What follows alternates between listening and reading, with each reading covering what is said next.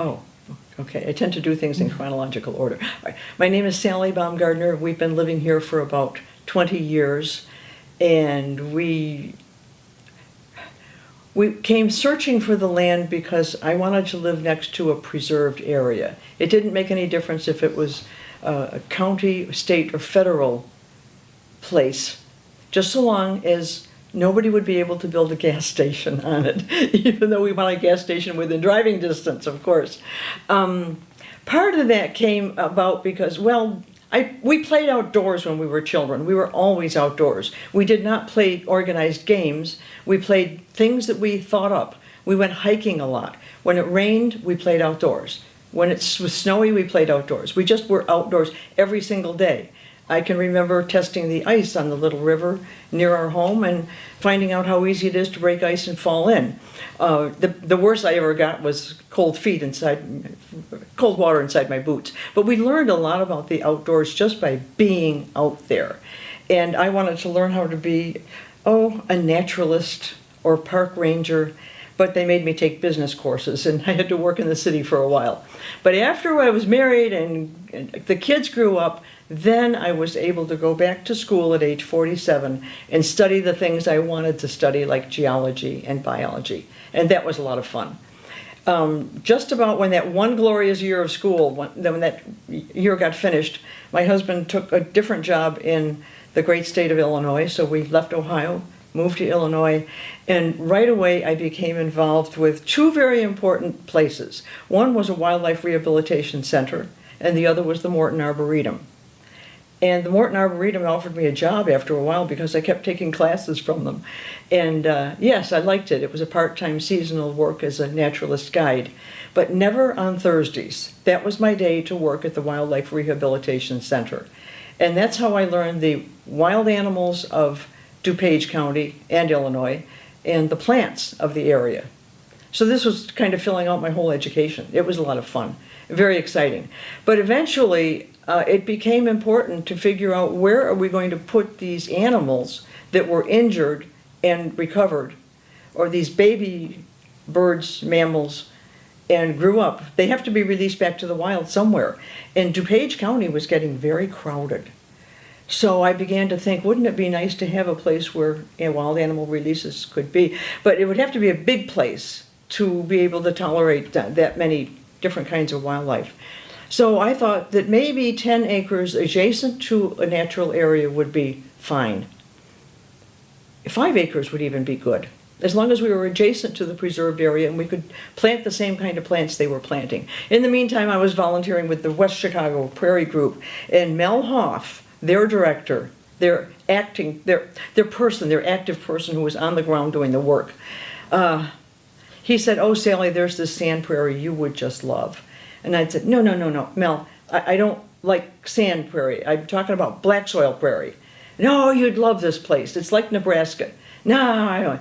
Well, at any rate, it took 11 months of looking around for some suitable place that would be adjacent to a preserve. A treeless place, by the way. Real estate people didn't know that there were any places that exist without trees. So that would actually be kind of fun. After 11 months, we finally came in on this place with the help of a lot of other people who understood natural areas. And sure enough, it was adjacent to this sand prairie, Nachusa grasslands on one side. Well, this was just fine. The only thing that was wrong with it was 35 acres. And that's a little hard to manage. And eventually another piece of land became available, and the person who was selling it did not want to sell to those nature people. And he accused me of working for the Nature Conservancy. He jumped across the lawyer's table and demanded if I worked. And it said, no, I work for the Morton Arboretum, which meant nothing to him. That was good. So he settled down, and we bought some additional acres. And since then, we have turned them over to or sold them to the Nature Conservancy. So right now, we have about 50 acres, 35 of which are in a conservation easement. And the rest is what we're living on here in front. And some of it is mowed lawn, which I don't want to have, but I also don't think I've got the energy to plow it all up and plant more prairie. It's awfully exciting to watch what's coming up, and that'll be part of the interview when we eventually get into what's so special about Barn Hill. Yeah. I don't even know the acreage of Barn Hill. But, okay, we'll do that part now. When we first looked at the property and eventually explored around here, Barn Hill had a herd of sheep on it. I've been told that sheep have teeth very close to the front of their mouths, and when they eat everything. So Barn Hill was considered totally lost. It wasn't going to be any good for prairie. But I figured I could put seeds up there, and I did. There were times when I collected big mixes of seeds and held them in those white poly bags and stood at the southwest part of the hill and just let the wind carry a bag full of seeds all over the place. And there's hope for the best. And we burned it a couple of times, but there wasn't much vegetation for burning.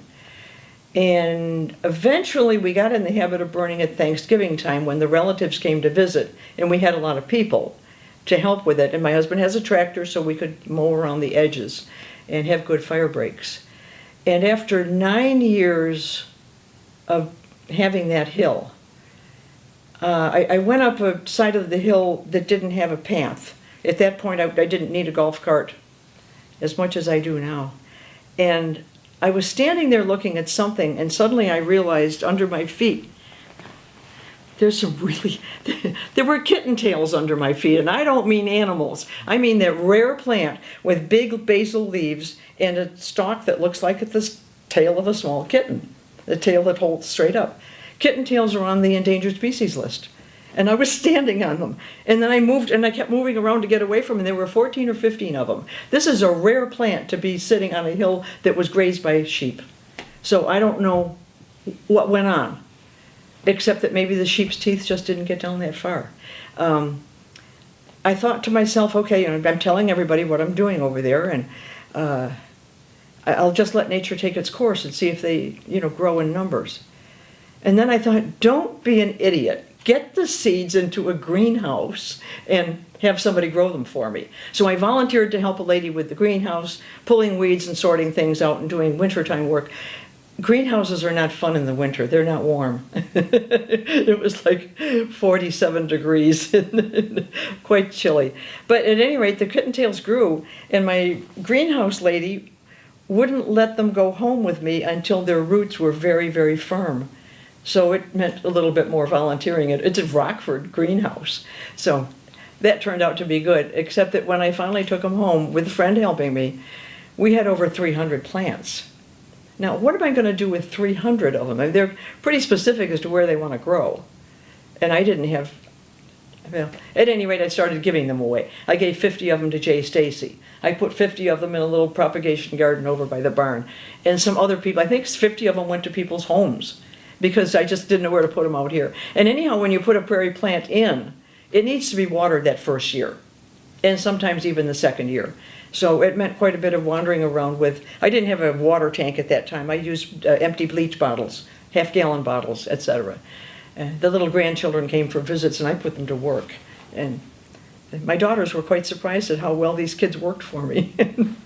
So I don't know, that's about where we're up to date, I think. It's growing. Mm-hmm. The things are growing. I have dreadful failures, and I have outstanding successes, and everything in between. That's a good question. What have been some of your big challenges here in getting the work done that you want to get done? Probably bird's foot trefoil, because it's a perennial and it likes fire.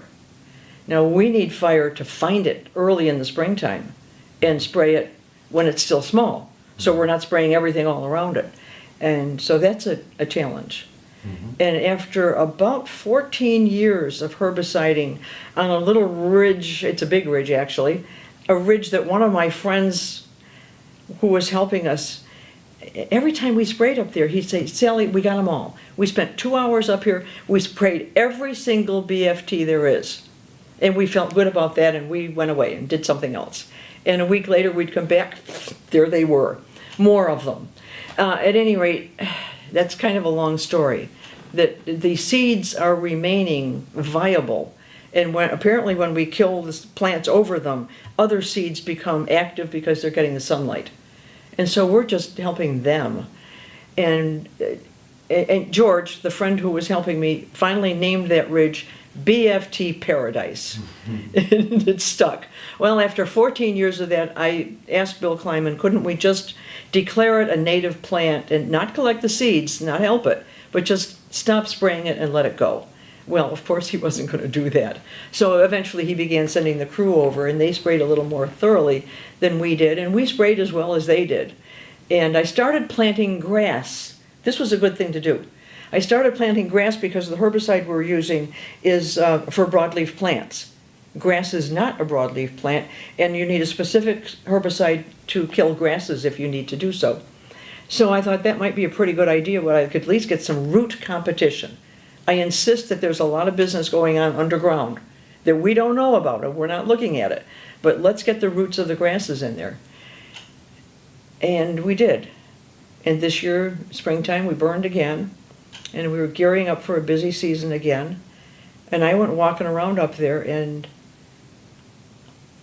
for a while I couldn't find any BFT.